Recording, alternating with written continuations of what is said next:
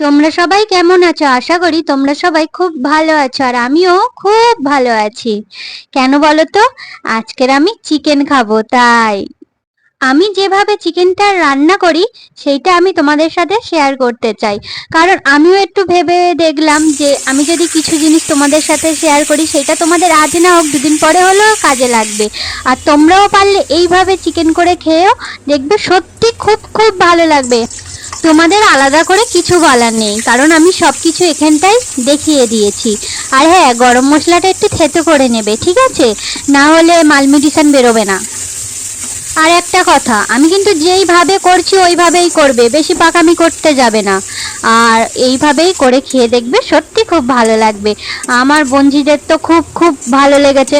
হয়তো খারাপ লেগেছে, সামনে তো আর কিছু বলবে না, ভালো কথাই বলবে। পেছনে হয়তো মনে মনে ঠিক করেছে, মাসিমণি রান্নাটা ঠিক করেনি, কিন্তু আমি বলবো 100% ভালো হয়েছে আর খুব টেস্টিও হয়েছে। এইভাবেই করে খেয়ে দেখবে, ঠিক আছে? তোমরা কিন্তু কমেন্ট করে বলো কার কার চিকেন কষা খেতে ভালো লাগে। আমার তো খুব ভালো লাগে। অনেকে হয়তো সপ্তাহে 2-3 বার করে খাওয়া হয়ে যায়, কিন্তু আমাদের হয় না গো ঘরে অত চিকেন, সপ্তাহে একবার। ভিডিওটা মন দিয়ে দেখছো তো? আমি নুনটা কখন দিয়েছি? টমেটোটা দেওয়ার পর। কারণ এখনকার টমেটো সেদ্ধ হতে চায় না, যেন চোখের দিকে তাকিয়ে থাকে, তাই আমি টমেটো দিয়ে তারপরে নুন দিয়েছি। তাহলে কি হবে বলো তো? টমেটোটা ঘেটে যাবে।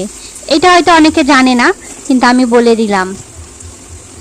পেঁয়াজ ভালো করে ভেজে নিয়ে, টমেটো ভালো করে ভেজে নিয়ে তারপরে দেখবে তেল ছাড়া ছাড়া হয়ে যাবে, তখন মাংসটা দিয়ে ভালো করে কষতে হবে। আর হ্যাঁ, আমি কিন্তু এখন মশলা দেব না, পরে দেব, এটা কিন্তু খেয়াল রেখো তোমরা। আর গ্যাসটা বেশি জোরে দেবে না, হালকা কমিয়ে দেবে, আর ঢাকা দিয়ে দিয়ে চিকেনটা কষবে।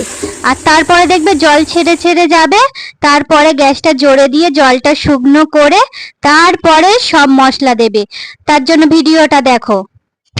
আর একটা কথা, আমার যদি কিছু ভুল ত্রুটি হয়ে থাকে তার জন্য আমাকে ছোট বোন বা দিদি ভেবে ক্ষমা করে দিও। কারণ মানুষ মাত্রই ভুল হয়, আর কথাবার্তা তো একটু এদিক থেকে ওদিক হয়, সেইটা আর কেটে কুটে ঠিক করা যায় না, সেটা তোমরাও জানো আর আমিও জানি। আর এখানে দেখো আমি সব মশলা দিয়ে দিচ্ছি, লঙ্কা গুঁড়ো, হলুদ গুঁড়ো এবং জিরে ধনে গুঁড়ো। মশলাটা দেওয়ার আগে গ্যাসটা কিন্তু কমিয়ে দেবে, না হলে মশলা পুড়ে যাবে আর তাতে তরকারির স্বাদটা পাল্টে যাবে।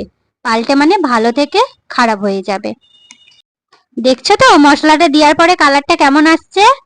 দেখে কি মনে হয় তরকারির টেস্টটা হবে তো?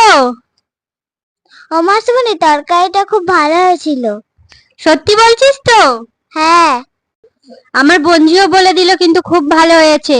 আর তোমরাও ঠিক এইভাবে করে খেও, সত্যি খুব খুব ভালো লাগবে। আরো একটু লুচি বা পরোটার সাথে খেতে ওফ, যা লাগবে না, তাই তো? হ্যাঁ।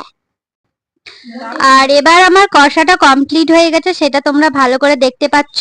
অল্প একটু জল দিয়ে গ্যাসটা জোরে দিয়ে একটু এটা নেড়ে চেড়ে নেব। তারপরে এবার তোমরা কষা খাবে কি ঝোল ঝোল খাবে? আমরা তো করেছিলাম ঝোল ঝোল। এবার তোমরা যদি কষা খেতে চাও সেরকম পরিমাণে জল দিও, আর যদি ঝোল খেতে চাও সেই পরিমাণে জলটা দিও।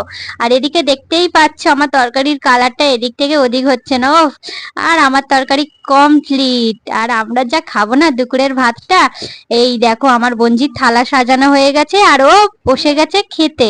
তো আমি বলেছিলাম এই থালাটা আমি খাবো, কিন্তু ও শুনলো না, বললো মাসিমণি আমি খাবো। তা নিয়ে খা। তো ওর খাওয়াটা একটু উল্টো পাল্টা, তোমরা একটু ভালো করে দেখো। আমরা কি করি, প্রথম ডালটা নিয়ে মেখে তারপরে আলু ভাজা দিয়ে খাই, ওর খাওয়াটা পুরোটাই উল্টো। তো প্রথমে ডালটা খেয়ে বললো মাসিমণি ডালটা কিন্তু আজকে খুব সুন্দর হয়েছে। আমি বলি এবার চিকেনটা খেয়ে দেখ। তো চিকেনটা পাতে নিয়েছে, নিয়ে এবার মাখবে না চিকেন খাবে ও ঠিক করতে পারছিল না। তারপর বলে আগে একটু চিকেনটা খেয়ে দেখি কেমন হয়েছে। তো চিকেনটা খাওয়ার পরে বলছে মাসিমণি হেব্বি হয়েছে।